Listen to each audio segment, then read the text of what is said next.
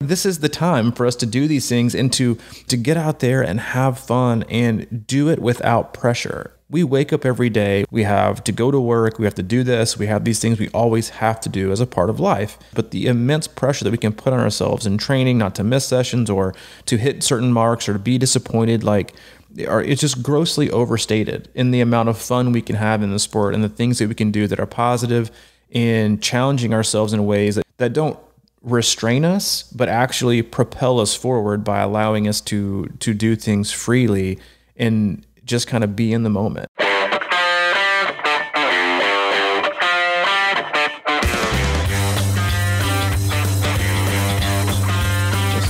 Just fine. Welcome to the Crushing Iron podcast. We're inching closer to 400.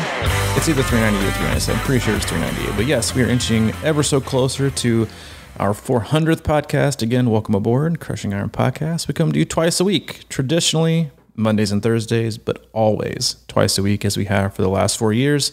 That is easily the most consistent Mike and I have been at basically anything in our entire lives besides breathing. We're committed to it. We're committed to bringing you this podcast where we cover all things triathlon and all things life. We'll definitely dive into some of the finer aspects of all things swim, bike, run, occasionally nutrition, some of the finer points on the data and the overall philosophy and outline regarding training. We'll also do a lot of just sharing our experiences. We both have I've got 10 or 15 years in the sport, both as an athlete and a coach.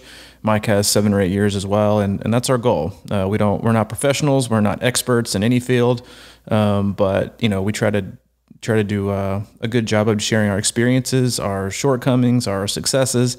And if we can do those things and you can take something or a positive from any of those stories or any of our conversations and just apply them to your own life in whatever way you want, make it your own. We really encourage that. What we say is, I think sometimes people forget that just because you have a podcast doesn't mean you are a professional or a PhD or someone who has every single one of the answers. And we definitely don't. We make a lot of mistakes. We're right some of the times or wrong some of the times, but the goal for this podcast and what we hope for is that you get something positive out of it. You get a good perspective on life. You get a great perspective on triathlon and training, how it can be a positive. And if we can offer, our experience in that, then we'll call it a win. Let's call it. We got to be an expert in something, dude. I think we've proven that we are experts in coming to you twice a week for the last 4 years because we have yet to fail on that. We have recorded in a bunch of different locations. We've recorded on holidays. So we have done that. And that is basically the method of success that we prescribe to, which is just being consistent and all things work out. Yeah. And not overly intense with stuff. I just figured out that that's almost 17 days of podcasting, 400. That's a lot of days. We should have a marathon, man. I'm not in the marathon. I'm usually exhausted when we get done with this podcast anyway. And most of them, depending if I'll go on a rant or go in for like a 45-minute conversation while you go get coffee and come back and make sure we're on the right track. But no, it's something we love to do. We'll continue to do it. We'll always do it. We are sitting in our new C26 hub in Chattanooga. We have new equipment. We hopefully are coming to you nice, crisp, and clear compared to what we did, which was driving and running this podcast on 2 separate Skype mics, headsets for the last, 4 years, and we've upgraded for you. We want the experience to be great. We want you to have a good experience overall as a listener, and we'd like to up our game as, free podcasters with, no subscribing lists that pay us any revenue, no ads, no sponsors. We just want you to be happy and healthy, and hopefully this makes your ears a little bit happier. Mm-hmm. And, it is new for us, so you got to hang with us a little bit. We're trying to loosen up with the whole idea of being in front of these studio microphones and not our headsets in our bedrooms and our pajamas. In our PJs. I'm kind of dressed up today. Yeah. I'm in my nice shorts.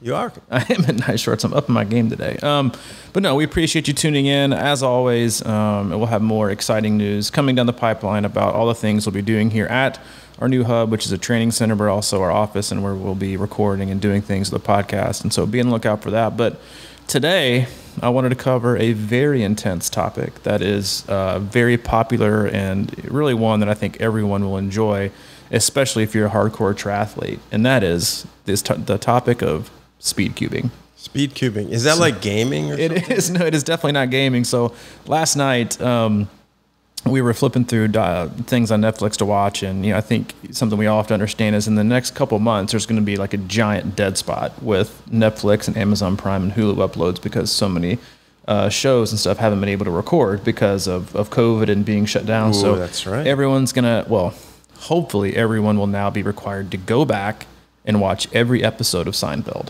And if that happens, then I truly believe the world will be on a much better trajectory after that happens. Oh man, if that happened, there's got to be. Yeah, I agree with you. I'm just saying that there's going to be a lot of people that might get a little salty about some of that stuff.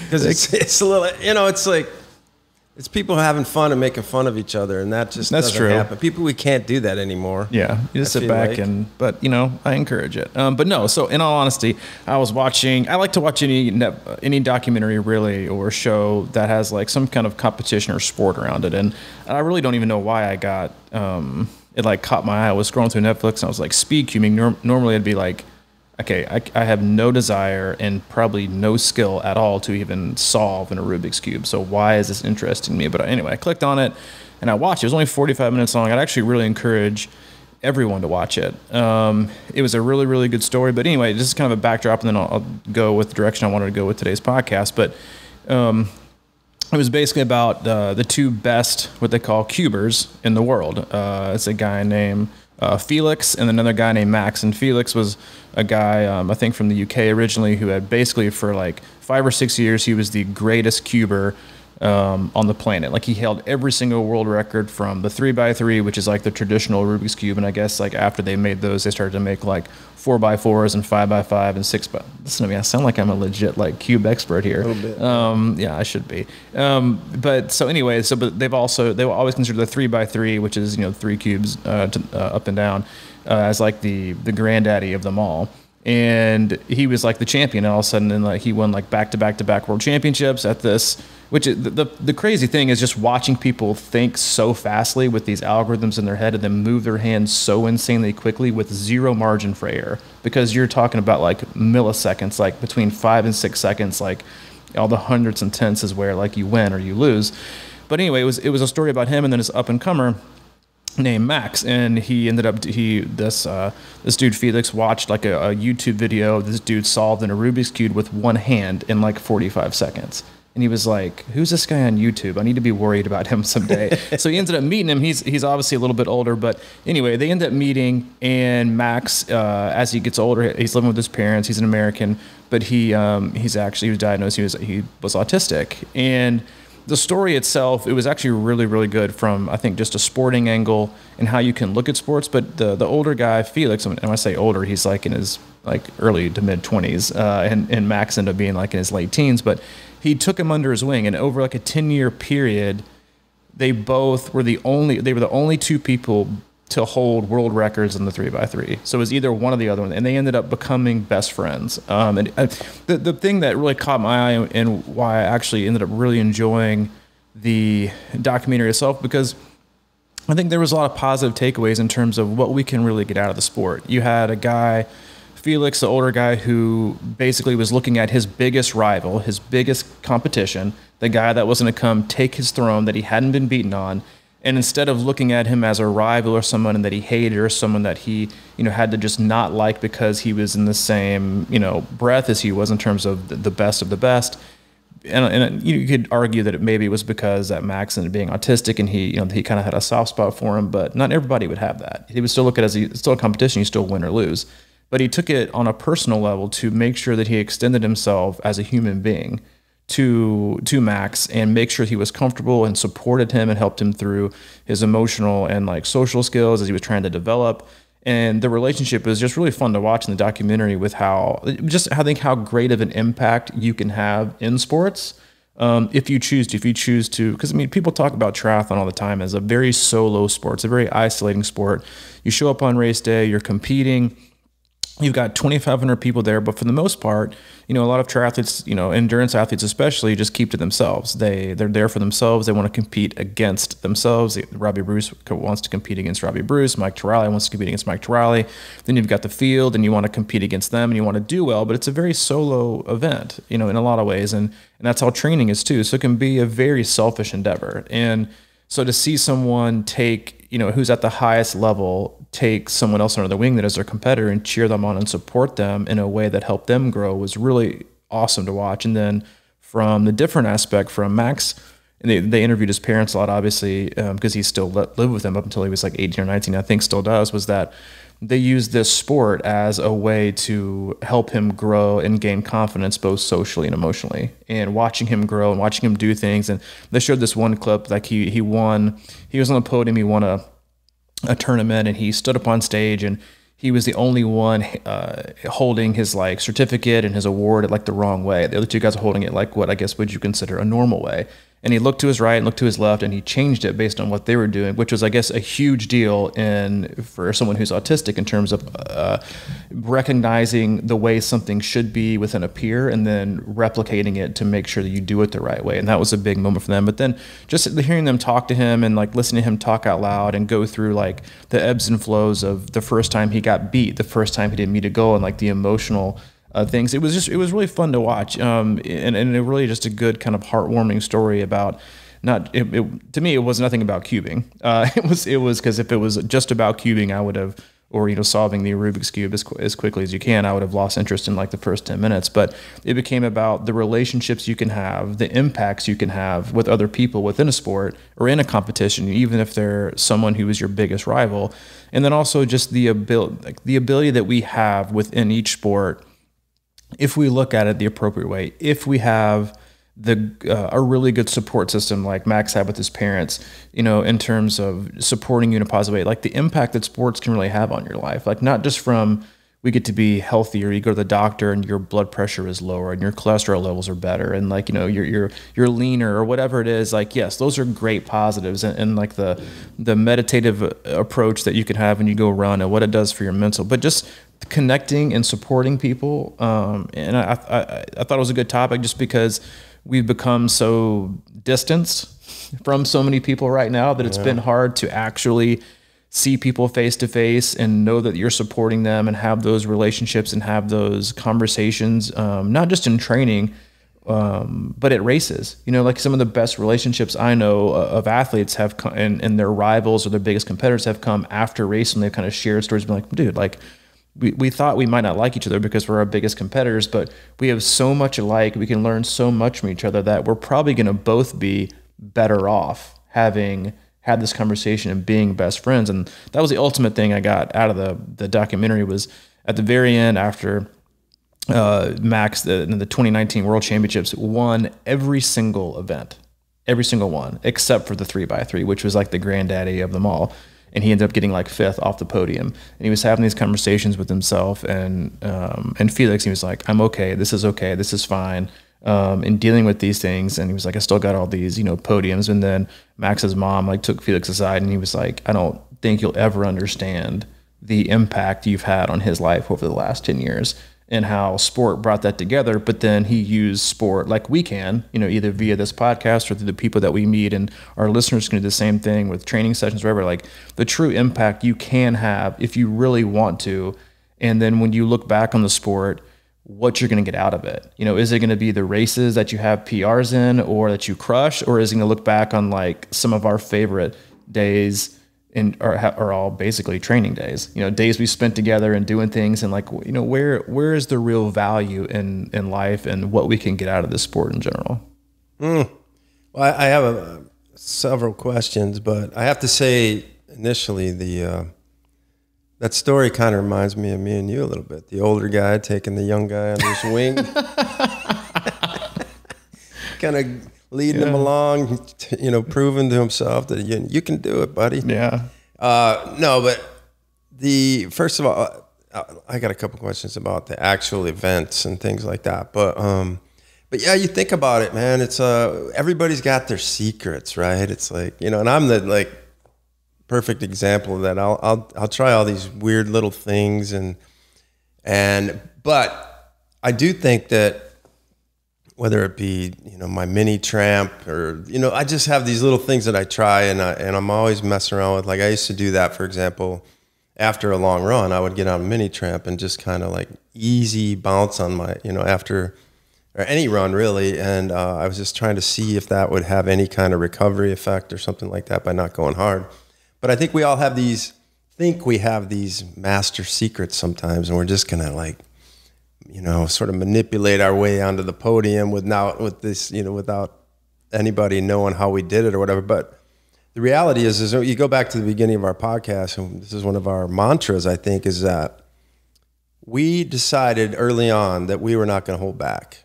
We were going to share everything we can. And it's not going to be like, we'll give you today we've got 10 ways to do something. We're going to give you 6 of them, but you got to pay for 4 or whatever. We just kind of come out with it, right? And I think one thing that gets lost in that sometimes is that, I think it's a Latin term, but education or teaching or whatever it is means the teacher is the one learning. So I think there's a lot of that in there. And there's nothing better than having to articulate how to do something for you to learn it yourself. So I love what you're saying about how you can do that and still be competitive. It doesn't matter. Like at one point you told me I was going to post a couple workouts you did right when I was early on in my triathlon training. And I said, hey, can I post a couple of these workouts that I did today because I'm proud of them? And you go, I don't care. It's not proprietary. It's like, especially today, all the info's out there, right? It's like, what works for you and how do you understand it? And, who do you trust to give you that info? And it's not about, there's no master secrets really anymore. I think back in the day, I think that's why you see more and more athletes kind of coming closer together. We talk about it all the time. It's like, I think there was secrets back before the internet, some people would have these regiments that they do and nobody could figure out what they were doing to get to the head of the sport, like in these weightlifting things, or back in the day, I'm sure swimmers had their own things or whatever, but it's really cool to think about athletes sort of just comparing notes and learning from each other. And I think that that's the way to get ahead in this life, not just the sport, but like be open with people. Don't be, trying to manipulate. Because like, what are you trying to do? Isn't it about, and I was mentioning to you about our mantra earlier, our main mantra is happy and healthy. So how do you get to that place? Not the podium. And so that was one of my questions about this event, since I didn't watch the thing, is like, was there big crowds there for one? Was the podium, was it like a ruckus event, like people going crazy, or was it just? Well, I mean, like it was in a huge. So the world championship, kind of like triathlon, probably, but nobody was really around. I mean, there was something. Yeah, there's nothing. I will say that I was like, because professional triathletes get paid like $0 based on like the rest of like sports. And I was like, man, surely these like cubers probably get paid like a pretty nice chunk of change, like because in comparison. And I looked online, it was like they split 30 grand across the board. It's like the winner gets like $1,200 for being like the world champion. I was like, that's not very good. But it was fairly, I would say fairly well attended. I'm not really well versed in the cubing participation around the globe, but it looked like it was a pretty big deal. But I think what we all have to kind of understand, and we all know this inherently about like the things that we do, is that if it's a big event, it doesn't matter how many people are there, because like the weight of what you're trying to do is like it's other people have like no influence on it. Like you hear this from like the best professional athletes in all sports, is like they just, everything else goes quiet. It's just them. They don't hear anything. It's not, like, yes, the crowd can help, but I think, in general, home field advantage, I think, is wildly overrated in all sports. I think that's actually been proven in a lot of ways that, home field advantage is like, it's one thing here and one thing there. But in terms of like a singular event where it's just a one person thing, you just tune everything out, but you still feel the pressure and the weight of the moment because let's be honest, you are, and this is the same thing with triathlon. We're not, you and I and people, pretty much everyone listening to this podcast, and we can go race. Is it at the world championship level? No. There are only a few people on the planet that can do that. But for us, we go out and do it as a hobby. We do it something that we love. But when we show up, the pressure that we feel isn't that, hey, we need to be competing for a gigantic prize purse, or we need to be, I need to be the fastest triathlete ever today to achieve this level, to appease my sponsors, to make this ton of money, to prove that I am the best.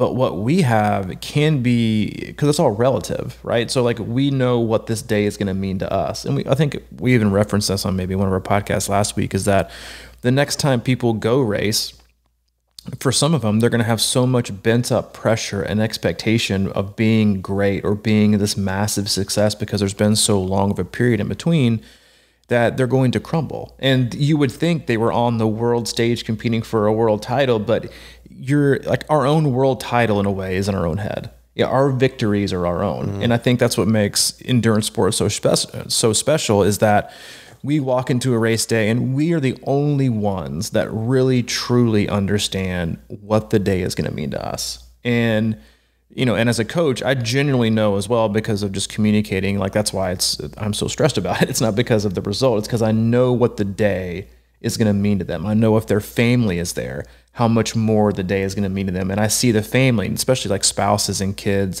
like at the finish line, like it just gives you chills. Like I miss that the most about about not having races right now and people not getting to participate as much as they can and spectators being there. It's not because you want athletes to go out there and express their fitness, because you do, and it's important, but it's those moments, like going back to the documentary, it's those moments that transcend what we believe we can get out of sport. That is, my kids watch me do this, my spouse, because they've been in your corner, they've been on your team, although they haven't been doing the training sessions, doing these things. Yeah. They've seen you make the sacrifices. They've seen you get up, at 4:00. Your kids have woken up and where's dad or where's mom? And your spouse is like, well, he's out doing his bike rides. They know it. And you feel that weight. And I think that's why, dealing with the expectations and dealing with the pressure can be so great, but also why this period that we have right now is so great to just not give a shit and just go out and just see what happens and practice that feeling. Like,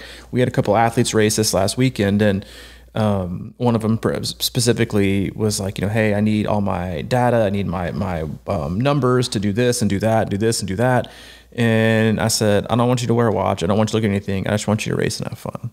And she sent me this emoji with big eyes, and she was like, I don't know what to say here. And I was like, why not? This is the time for us to do these things and to figure out, to race free. And that's a term we use a lot. It's to race free, but to get out there and have fun and do it without pressure. And because we have enough of that. We wake up every day, we have responsibilities. We have to go to work. We have to do this. We have these things we always have to do as a part of life. And those are huge, and those are stresses, and those are pressures. But the immense pressure that we can put on ourselves in training, not to miss sessions or to hit certain marks or to be disappointed, it's just grossly overstated in the amount of fun we can have in the sport and the things that we can do that are positive, and challenging ourselves in ways that don't restrain us, but actually propel us forward by allowing us to do things freely and just kind of be in the moment and get really out of the sport what we can get out of it. Not just it's a win or a loss based on how the result was for that day, because if you do that, you're missing out on the entire experience. Yeah, it's so easy, man, to get trapped by that too. And man, I love that part about the families and stuff. And you think about this, that's what I miss about racing too. I think the most is just, as a spectator for sure, is being able to walk around. And I love the sort of first time family, the ones that they've got all the gear on, and they're stoked and they're walking, and it's probably the day they've had more energy than they've had in a long time, because now it's all of a sudden this big, there's all these moving pieces. It's sort of like this triathlon Rubik's Cube. There's stuff going on all over the place, and we're just trying to explain to them what's going on, and they're asking a million questions and things like that. And I love that energy, and it's just such a happy place, man, where people are like, what's he doing now? How long should he, when's he coming in? Whatever, when's she coming in? And all that sort of stuff. But I agree, man. It's like, I mean, me, I don't know if I do it the right way or whatever, but I definitely look for little wins in training. And for me, it's more about when I hit these levels or certain things that I can do, it's just it just gives me a little bit more confidence. It gives me a little bit more happy, or you feel healthy, or whatever it is. And it's not always about the pressure of it. It's about the pursuit of it. And that's when I know I'm in a good place. It's when I'm training and I'm not worried about hitting certain numbers, and I'm just going out there to feel good. And like, there's this sense inside me sometimes that goes, yeah, you're in there now. You can do this.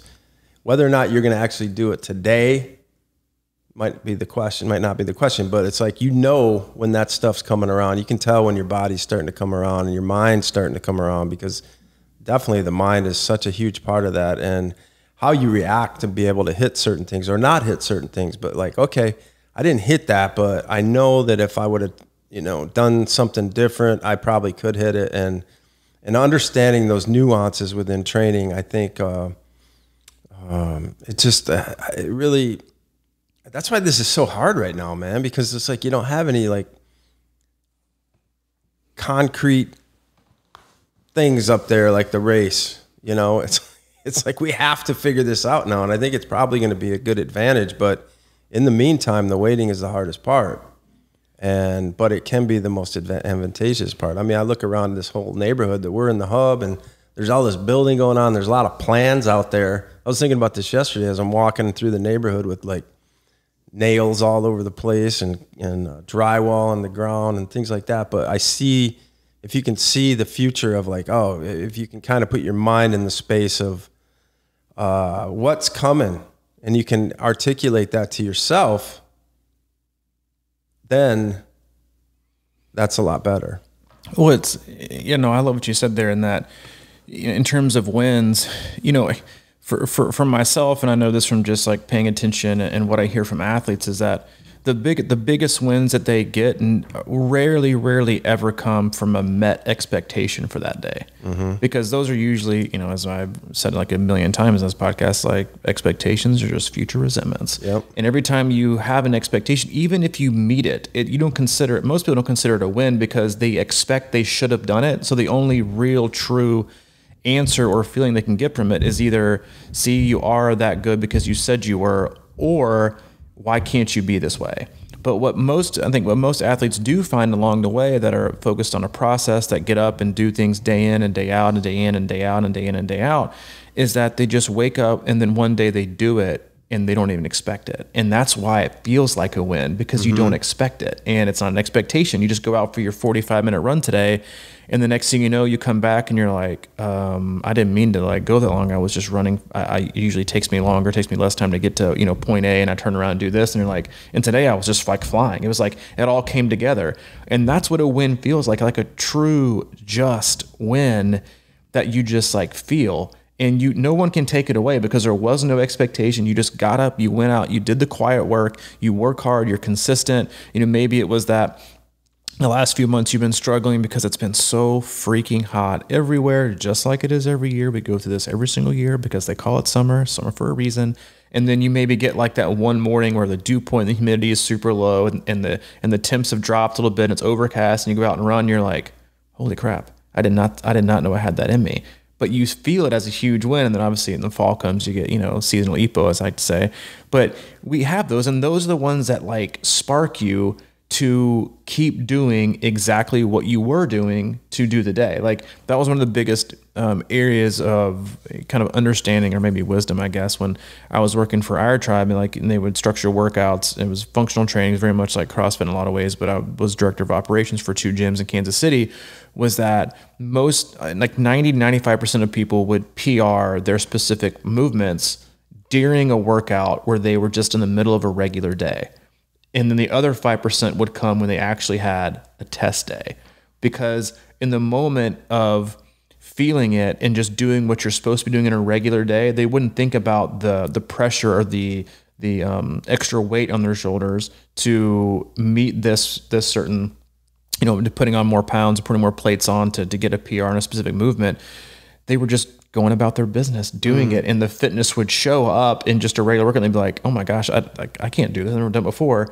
But they just do it in their motion, and then they're like, oh, it's a huge win. Whereas if you have like a test in or a test day, it's only about losses for most people. And I think that's how it is with a lot of people in triathlon and in training, is that if you look at every day as a win or a loss, then most oftentimes you're going to chalk it up as a loss, because our expectations always overstate and don't calculate the impact that life can have on a given day, where you have immense work stress or immense, personal, professional stress, whatever it is, it impacts your day.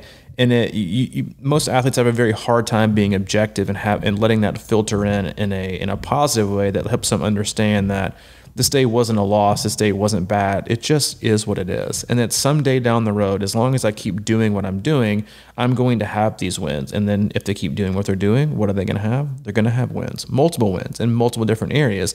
And so it's just important to always, I think, keep that top of mind in training, especially right now when most athletes are seeing a focus on no racing. They're thinking, where am I going to get my wins from? I need to do this. I need to do that. I need to go out there and express this. Well, first of all, you can go out and do whatever you want to, if you want to be creative with it.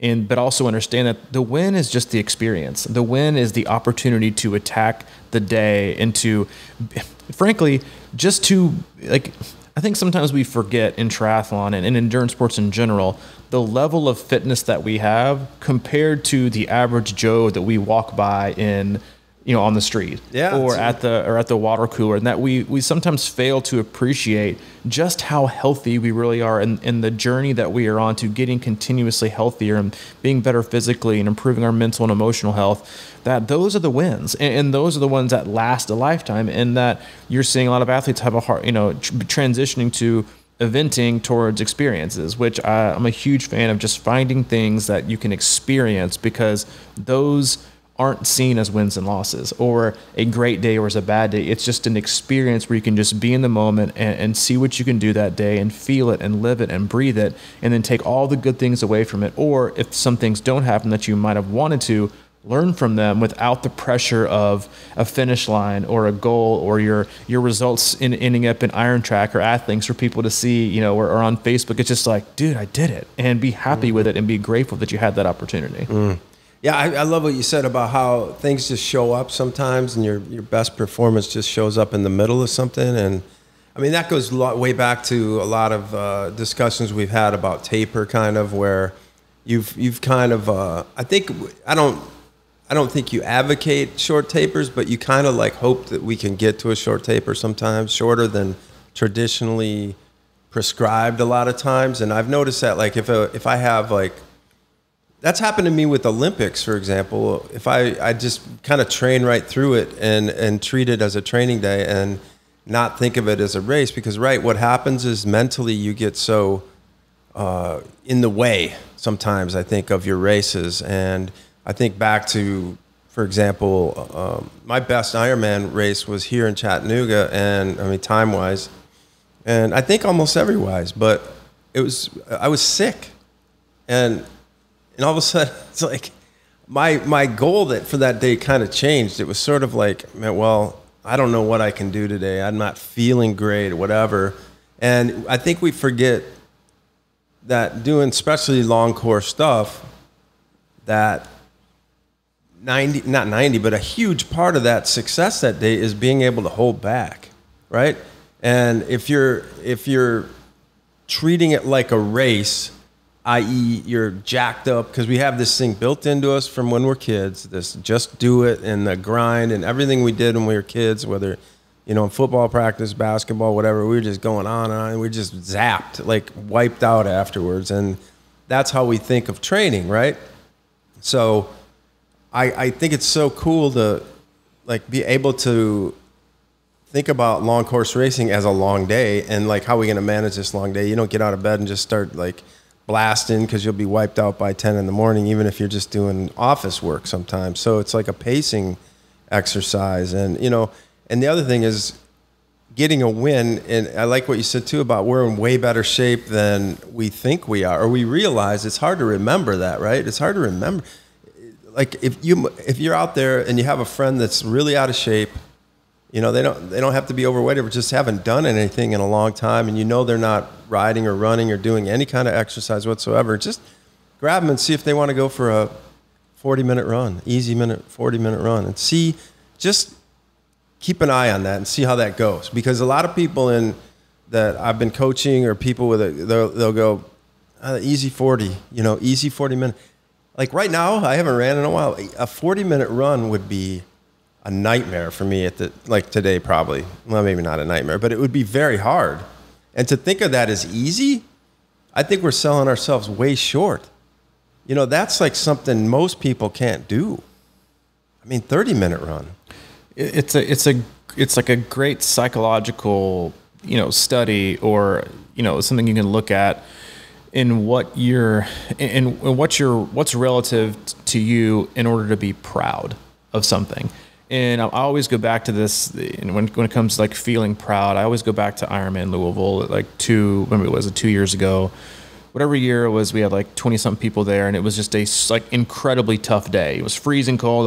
The wind was nuts, and every single one of those athletes that it wasn't just even though it's their first time, the overwhelming description they gave of their overall experience and how they felt afterwards was that I knew after, and some of them had incredible races and still smashed like every expectation that they thought they would have. But for so many of them, even outside of that, a lot of them said halfway through the bike or even in the early parts when it was so cold and it was so frigid and it was such a tough day, and then the wind came through, that they were like, I knew that my day might not go as according to my plan or how I thought it might be, because I mean that's race day, which is also life. You wake up, you think it's gonna be one thing, and then you get punched in the gut and you have to adapt. But they said I was determined to finish, even no matter what the time was.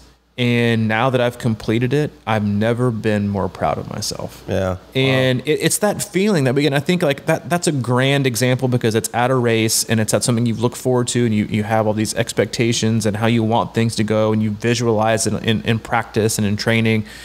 But that's how you can look at training. And that's how you can look at every day, is that yes, you can have these wants and these needs you think you need to get out of a certain day or a to-do list or what happens, but for the most part, like no matter what happens, you still have the ability, if you approach it and you put the effort in, to still be proud of what you've accomplished and to be proud of what you're doing and to be proud of what you're being a part of. And those kind of feelings that only you are responsible for, that are intrinsic, that can propel you to like keep going and not just be the self-flogging athlete that is never happy with what they do, that always has something negative to say. That's like, I consider myself a fairly easy, laid back kind of coach. I'm not a rah guy. I'm not a yeller or a screamer. I'm not a, you just got to get up and get it done. Or I don't care that you're, you slept in this morning, you better get it done after work today. Like, I'm like you said about the, going fair with your buddies. Like if I have athletes like, hey, I chose to run with my friend today. Good. Like that's a good positive thing. That's a net win for the world itself. Not like we need to be selfish.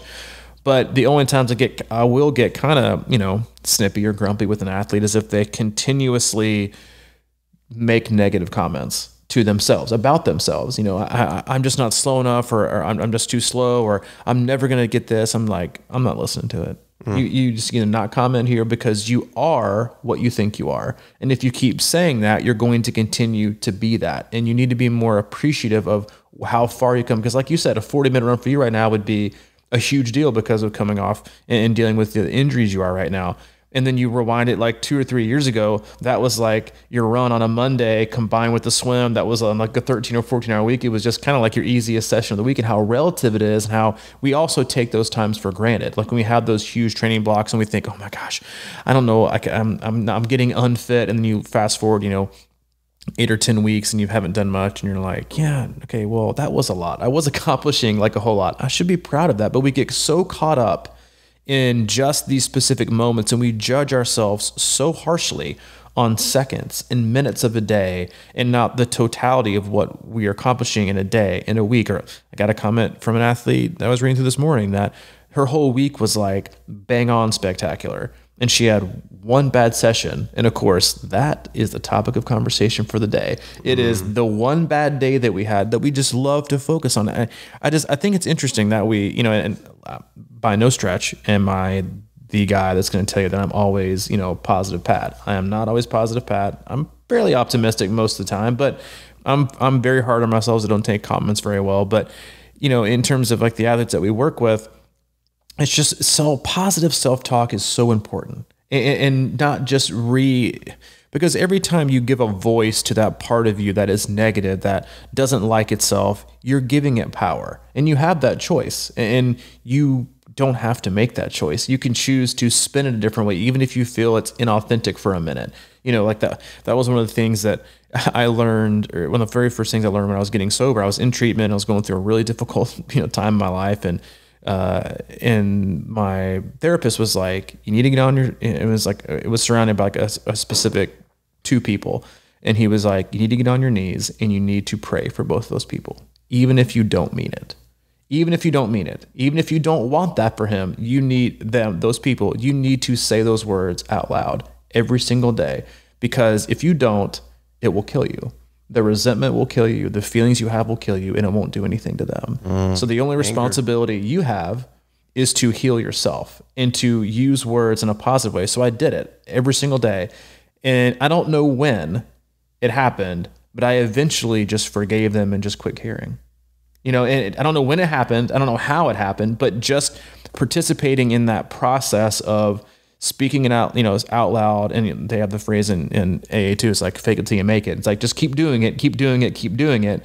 And it will eventually happen, but you can't look back on, oh, well, it was definitely, October 13th at 4 p.m. I was like, and then all the weight was lifted off my body. It was a gradual thing, but I just participated in that process of positive self-talk, and that part, it was part of forgiveness. But what I was doing was I wasn't freeing them, I was freeing myself. And we do that, and we can do that. And that's why I guess I'm probably so hard on the athletes that we work with in terms of what words and thoughts can do to propel you to just a totally different experience in how you deal with life. Because people love to hold on to things like with all of their might. Like that is where people show their greatest strength, is they will hold on to resentments, they will hold on to fear, they will hold on to shame, they will hold on to anxiety. They will hold on, everything that you've done in the past, they will just hold on to it for dear life and never let it go. And that's where people use like the most of their strength. And then to watch people deteriorate from that is just so hard to watch, while the other person, it just couldn't care less. And they have no idea what's going on. And people do that with their workouts, how hard we are on ourselves. We should be our biggest fan. We should be our biggest supporter. And I think it's the hardest thing for most athletes to do, but when they can make that, when they can flip that switch to becoming your biggest supporter and unapologetically doing everything in your power each day to make you truly happy in everything that you do, then that's where it's at. To have no shame, to feel no guilt, not because you haven't done anything that's worthy of being ashamed of or worthy of feeling guilty about it, but knowing that that doesn't mean that you're destined and you have to be responsible of feeling that way for the rest of your life. And people do that with training in terms of how they see themselves, that they were taught when they were growing up, by a very bad coach, that they were always the slowest and the fattest and the most unathletic, and they never should be in the arena of sports. People hold on to that for life. Yeah. It's about, we want to be right?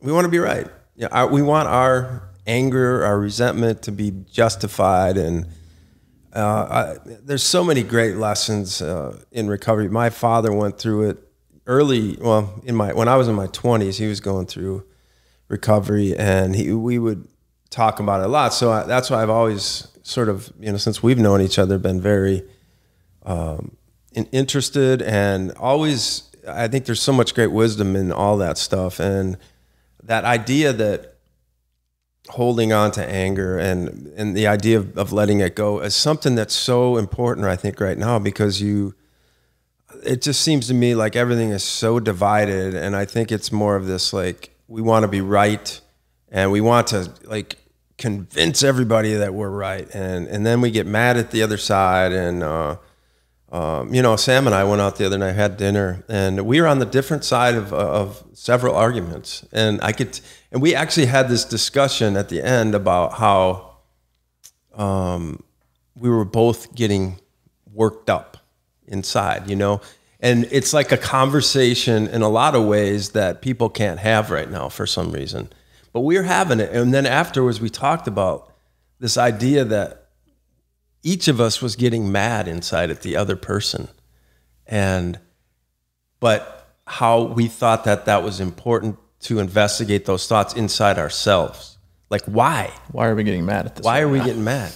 Why are we mad at ourselves because we didn't do a training right? Whatever, like, how do we get that self-talk into a place of like, why am I so determined to take this so freaking personally? Yeah, it's unbelievable, man. And I think that's the whole divide that we have to cross with our. I mean, a lot of people, we hold on to things. I mean, this is from obviously young experiences in our youth and things that maybe we can't even put a finger on until we meditate on it and write about it and be like, wait a minute, is that where that came from? And how that transfers and holds into like our training. And that's what, I mean, I would say that in triathlon, I am such a believer, and I don't know if this is just because I played a lot of sports or whatever, I'm comfortable with the physical aspects of it and all that.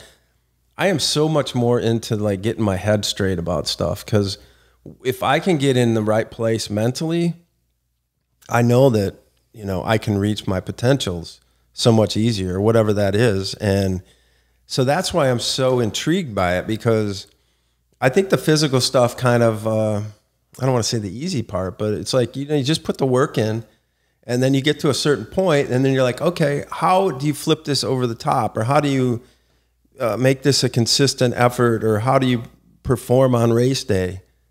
We see it all the time, man. It's like you watch, and it's so prevalent where you see, I guess people post their workout certificate, but back in the day, they were posting them on Facebook all the time. Like, I would see all these people just doing all this stuff, and I'm like, wow, I'm going to get hammered by that person. And then they show up on race day, and for whatever reason, they can't flip that switch, or they lose their minds. They're just not a gamer. Yeah. And so the gamer, how do you be a gamer? I mean, what is that? I think that starts now, is I guess the point we're trying to make is that you put yourself into mental situations during training, the most boring times of training. And I do it all the time. I'll just be on a 30-minute run or whatever, and I'll imagine myself being on the boardwalk in Chattanooga on the last lap of the marathon or whatever it is. Just things like that I'm always doing and trying to put myself into those places. And it's just a fun exercise, really. It's like, how can you twist your brain around to get used to, I mean, it's like the more games you play, the more comfortable you're going to be in the game, right? So fascinating to think about the fine line between doing your best and completely going off the rails. Well, I mean, it's like if it was all about how athletic you are and the physical aspect, then no professional team would need a coach. It would just be about putting the most athletic people on the field or on the court or, on whatever it is. Like, that's all it would be about. But there's so much thought that goes into it. There's so much, like, you have to visualize things, not just visualize, you said, like a run down the boardwalk. And that's what most people do. They visualize like this one. I do the same thing. You visualize this like incredible experience that is uplifting, that is positive, that is reaffirming of everything that you want to feel when you get to this event or through this day or through this experience. But what you should also do is prepare and mentally visualize bad things happening so you can go through them mentally and emotionally before they truly happen. That way you're, like one of the best coaches I've ever had, like he was always like, you need to visualize all the bad things happening and working through them and coming out from them in a positive way. Not like you need to visualize getting a flat tire and never getting back on your bike again and DNFing. It was, you need to imagine getting a flat tire, fixing it quickly, holding your composure, not being frantic, not getting in a rush, getting it done, getting back on your bike, staying focused, staying within your power, stay the course, and have a great day. Mm-hmm. That's the kind of stuff, like, we don't need to visualize perfection because that's impossible. It's never going to happen. What we need to visualize, need to spend time on reaffirming and having positive self-talk with, is that bad things are going to happen. Unfortunate things might occur. Obstacles are going to present themselves.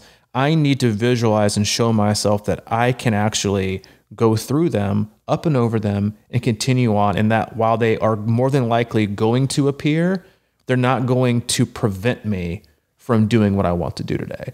And that's like the most important part of, I think, visualization, is that you have to envision things not going. That's like one of the first like a visualization exercise I ever had is when I was swimming year round, and it was a very competitive high level team. And this is like, I think I'm like 8 or 9. And we would before a meet, we would spend like one of our practices before the meet day, we would spend it laying on our backs in this room at the Maryland Farms YMCA and visualizing things going wrong, your goggles coming off when you dive in, you fall starting and having to go back and start over again and doing it and not being nervous and executing still the best you can after something,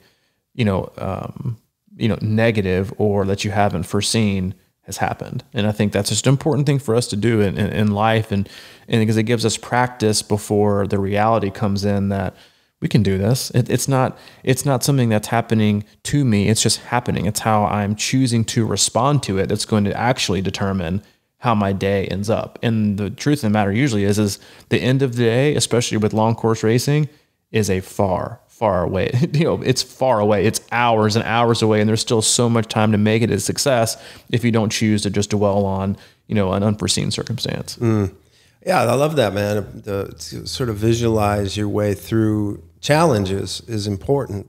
There's two different parts of that too, because like then you have, well, you look at the history of like sport there's always these unsung heroes, right? That come out of nowhere and they have their name etched in the annals of World Series lore or whatever it is, and the Bucky Dents and guys that come out of nowhere, because I think a lot of the pressure wasn't necessarily on them in the beginning, and they're just kind of flying below the radar, and all of a sudden they pop up in the right situation and they do it. So, but like what is also interesting is how, people that are expected to win respond. The top side. There's different sides of like you can, they'll like a guy like Jordan, for example, Michael Jordan. He's a guy that probably practiced things going wrong and not being affected by them, right? So it's like, even at that level, I think you need to be able to do that or like see yourself as the champion or whatever the case may be, because no matter what, nothing's gonna stop you today. And I think it's all relative to your day. And like you said, we only know what this world means to us on race day. It's individual. It looks different for everybody, and the ability to execute and plow through the challenges of the day in our own way are so important. And I mean, there's just so many ways to work on that, and I think that becomes sort of in this weird way as triathlon, we talk about like 20 years ago, these workouts were in private. They were, something that people didn't have access to all this stuff. Now there's plans and there's all this data and information and stuff out there. I think this is the next hemisphere, or the next world of like what's going to be important is how do we handle this stuff in our mind? How do we deal with these situations? How do we mentally stay on a baseline and not get too high or too low and be able to plow through? And these are the things that, I mean, like this is the best year to practice that, because there's a lot of crap going on. There's a lot of letdowns. There's a lot of, we're talking about, just for us, like, how are we going to, you and I, justify the fact that there's going to be no college football maybe? Like, it doesn't bother you, I think, as much as it bothers me right now, but... It doesn't bother me at all. Yeah. I'm thankfully, I've been weaning a little bit over the years. But it's like, wow, man, that's a weird one for me to think about, but all these challenges that's just, one thing of many that we've been forced to kind of like let go of, or something like that. How do we let go of what's going on? I think it's been good for people. If you look at it that way, like, and you talked about, the challenges of like, the challenge isn't anymore in life with everything we have access to. The challenge is no longer getting the right information. The challenge is figuring out what the wrong information is, because there's so much out there and being delivered in so many different ways by so many different people. Like two guys on this podcast, like we're delivering information.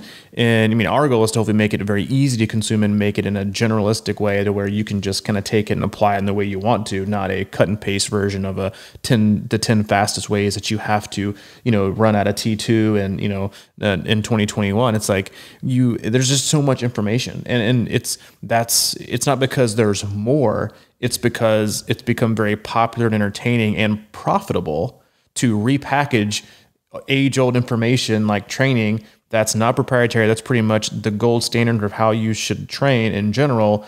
And obviously it's specific to a person. There's nothing, like secret about it. But what is profitable and entertaining is to make it the opposite and sell it. And that's what's exciting and sexy, but it's also what distracts people from what the real answers are, which is what they hate, which is just hard work, consistency, and keeping at it, and just putting the effort in, which is not exciting at all for most people, which is, boring and challenging. And I don't want to hear that. I want to get faster on running twice a week. And I want to get faster on only doing, sweet spot intervals twice a week. And that's how I'm going to kill it. I'm going to swim straight and twice a week. And if it's only going to swim twice a week, 2,000 yards, I'm surely going to get better because, it's the fast track way, or I'm the fast track athlete, the 8-hour athlete. There's ways and there's not ways. And the important thing is to find your way and to make it your way and take responsibility and ownership of it and do it the best, best that you can. That's kind of how we approach doing this podcast as well. It's like, it ebbs and flows, and I'm sure there are, that's the funny thing is like, you think about it and I'll text people and I'm like, yeah, I'm done with the podcast. I can talk in 30. And they're like, oh, how was it? I'm like, I have no idea. I'm like, I have zero idea how it went. Like, I generally rate us on like a scale of like 1 to 10. I usually give us like a 6. Yeah. But the truth is, after 400 podcasts, there's only one the worst ever podcast, and there's only one best ever podcast. And the crazy thing about that is that it will be totally relative to all 37 listeners that we have. Right. They're all going to have a favorite and a least favorite. And frankly, I don't care. It's like, I love what we do. I want our listeners to love them, but that's the great thing about it is that like you can make it what you want to make out of it. And it's what speaks to you that day or what doesn't speak to you that day. And that's how every day that we get it is. It's like, you can make it your own. You can make it a great day. You can make it a bad day and then move on to the next. Keep going, keep training, be happy and healthy, and just take all the responsibility should be in your hands to hold yourself accountable and to make every day as best you can. Yeah, I love that because it's not like we don't understand how like that stuff works. I come from a marketing background that frankly I'm trying to get away from in some regards. As I talked about unmarketing that one time, and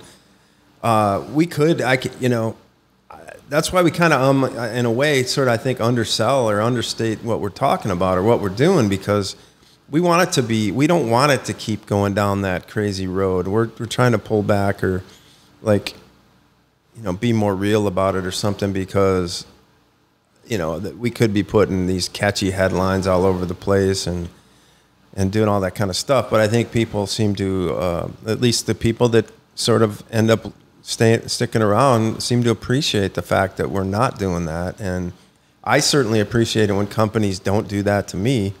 Or whatever it is. So, yeah, I'm with you, man. I love doing these podcasts. We always have. It's rare that we're like, oh, I got to do the podcast. I mean, I think it's something we look forward to because we know what it means for us and emotionally and personally just to be able to do this. And hopefully that kind of has the same effect on people listening, that it's just kind of is what it is.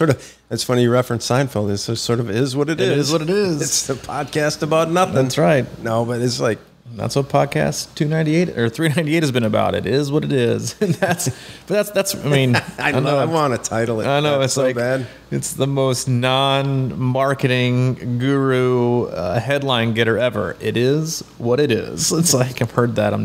This is the anti-clickbait. This is not what I want to be a part of. But, it's fun. We have fun doing this. And again, I always have fun. And when we do it, I had fun today. And we hope you had fun today. We hope you got something positive out of it. We hope you can take anything, whether it was a minute, 10 minutes, 20, all of it, apply it to your life in a positive way. make it your own, be happy, be healthy, and love what you do, and be unapologetic for loving yourself and trying to have positive, self-talk, and then also cutting, people or products or, media, apps or outlets that make you not think that way. It's like that's on you. Like so much like what's happening in life right now, like your ability to be negative and be complaining, well, that's on you. I know that like might seem harsh, but it is. It's our responsibility. Like we make the choice to be offended or to be, angry about things. Like that's on us, and that says more about us than it says about whatever we are angry or stressed about. We can make those choices, and so we hope you choose to be positive. We hope you choose to make the healthy choice, and we hope you choose to take self-care seriously. It's important right now.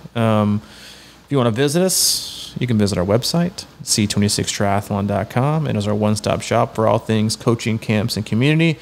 It's also got our online hub, and we'll be adding a few fun things here in the next few weeks to that website as well. If you want to reach out to Mike directly, you can always get in contact with him. He is at crushingiron@gmail.com. And if you want to email me directly and talk about speed cubing, you can email me at c26coach@gmail.com. Yeah. I want to ask a favor of everybody listening. If you go to crushingiron.com, not C26triathlon.com, but crushingiron.com, which is also ours, we have a tab at the top that says Ask the Coach, and you can click that and then leave a voice message question that we're going to start inserting in this podcast, possibly, plus create a separate podcast called Ask the Coach, where we answer, or at least Coach Robbie answers several questions from listeners, and the voice will be right in the podcast, and we're pretty excited about that idea. That's right. So if you would be so kind, go to crushingiron.com, click Ask the Coach, and leave a message, and we'll take it from there. Leave a message. Leave a message. It's like back in the day, that was like the most stressful thing you did with your family, was like get your joint message on your answering machine at the house. Well, I know. It's like, hey, thanks for calling. You've reached the Crushing Iron, guys. This is Mike. This is Robbie. And please leave us a message. Have a great day. Oh, I thought you meant the stress of actually leaving the message. No, the stress was like, or like a girl. Hey, I got the voice message. Yeah, the answering machine. I'm calling for Julie. Just wanted to say, actually, just if you could have Julie call me. My number is 615-377-3568. Bye-bye. You remember the Seinfeld when George left the messages? And he left the first one. They had a great time on the date, and she didn't get back to him. And then he called the next thing. He's like, hey, I thought we had fun. Why aren't you calling? Give me a call, whatever. And then she didn't get back. She was out of town, I guess, or whatever. And like by the fifth message, he was just like rampaging. And then he tried to get the tape. Yeah. Watch it. If you're listening and you haven't watched it, watch it. Google it, YouTube it, whatever they put Seinfeld on now, Blu-ray or CD or cassette, VHS, whatever. Watch it. You'll do yourself a favor. And leave us a message. All right. Talk to you later, dude. See you, buddy.